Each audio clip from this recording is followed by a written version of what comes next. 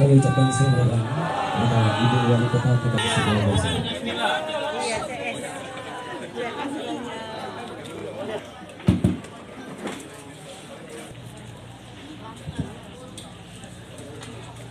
Assalamualaikum warahmatullahi wabarakatuh. Ada yang sudah, ada yang belum? Apa Bu? Mumpung gratis, vaksinlah ya. Kagetlah susah kalau saat kegiatan ngantarnya wakil wali kota bersama warga masyarakat di Kelurahan 15 Ulu ini betul-betul bisa difasilitasi dengan baik.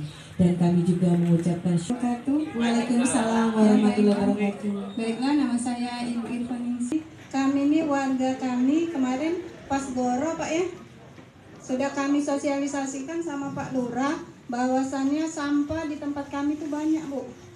Sampah di tempat Ibu, di kawasan Ibu, RT Ibu banyak.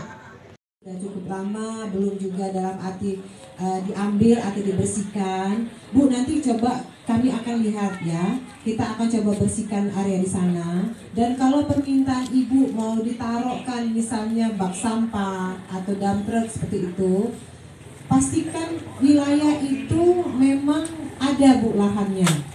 Pastikan Bu, lahannya ada. Dan pastikan juga warga setuju Bu. Kadang-kadang yang jadi persoalan pada saat kami sudah mau membuat itu ada komplain dari warga, ada protes dari warga. Bu Fitri, jangan dipasang di sini, tidak galak.